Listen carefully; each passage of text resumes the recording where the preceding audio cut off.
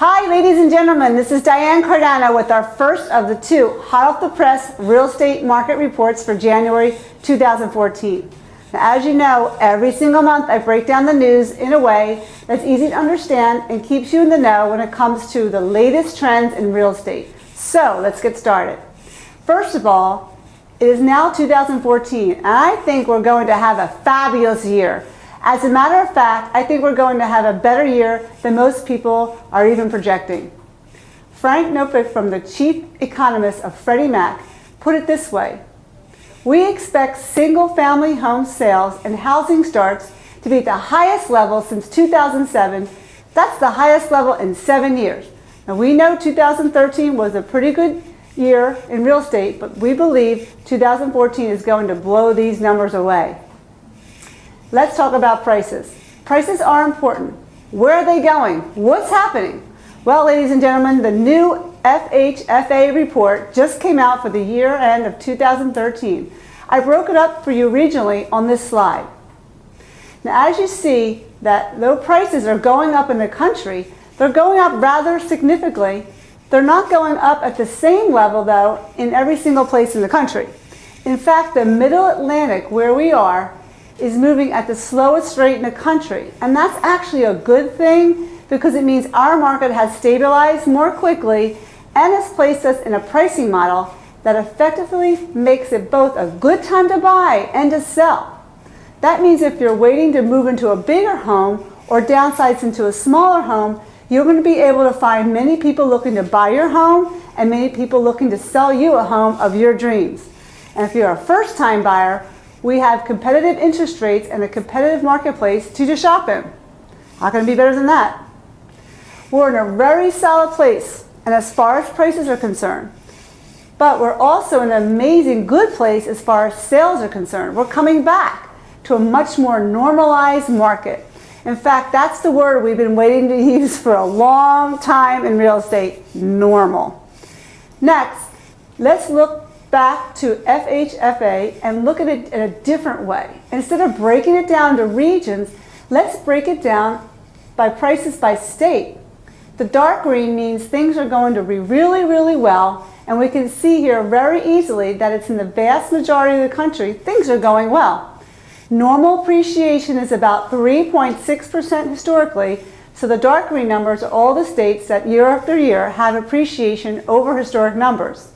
The light green states are about historic numbers, and there are only a couple of states that are really, really off green. So as far as prices are concerned, again, that's what I said before, I'll repeat, things are going well.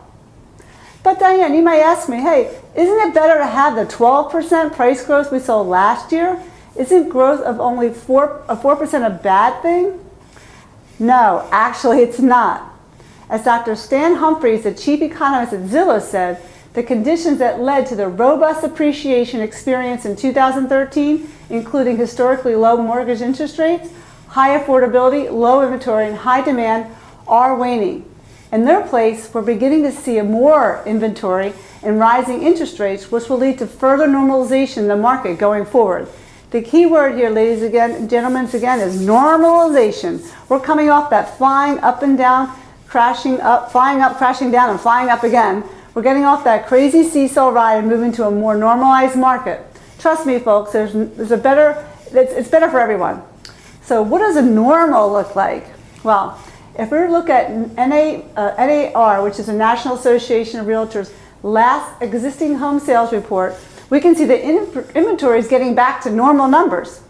We're in that number of 5 to 6 months, which means that in 5 to 6 months, that's a normalized market.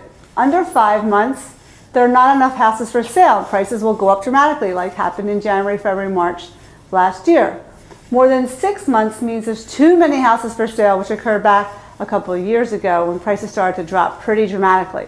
But when you're between 5 and 6 months of inventory, that's a normalized market. And we can see that's what it is exactly. So we keep on bouncing off that normal number, that yellow line going across. Now, as part of the reason we had tremendous acceleration at the beginning of the year, we were way short in inventory last year. People were fighting over the houses that were for sale. But as the year went on, we got more and more inventory compared to the year before. And for the last 2 months, we've actually had more inventory in September, October of 2013 than we did in September, October of 2012. So things are becoming more normalized. When inventory becomes more normalized, when demand becomes more normalized, prices level out, and they become more normalized. And again, the normal appreciation is 3.6%. So next I want to discuss a major piece of the news that's facing so many people today, the rising of rental crisis. Many people used to think that renting is less expensive than purchasing. That's simply not true. In fact, according to Sean Donovan, the Secretary of the Housing and Urban Development Agency, we're in the midst of the worst rental affordability crisis that this country has known. This slide shows an increase in the cost of renting by showing you the median asking rent for 1988 to the end of the 2012. Just look at the trend. At the same time, Christopher Herbert, Research Director of the Joint Center of Housing Studies at Harvard University, revealed that the cost of renting is about to increase significantly. So while I think it's a basic question of supply and demand, when you have many more renters coming to the market looking for houses and the supply of those housing rentals isn't responding as quickly as it might, that's going to push rents up, even if incomes are low.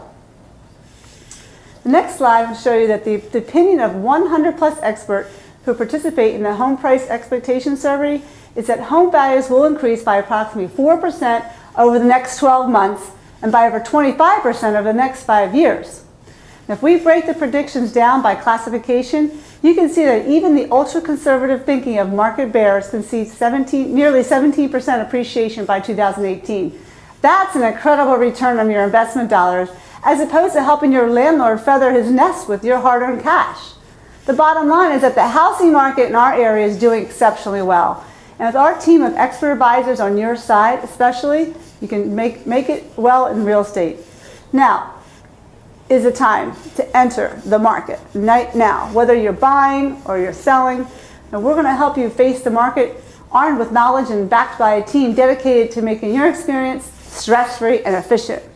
And most importantly, which is very important, you'll have the best negotiator in the field, me.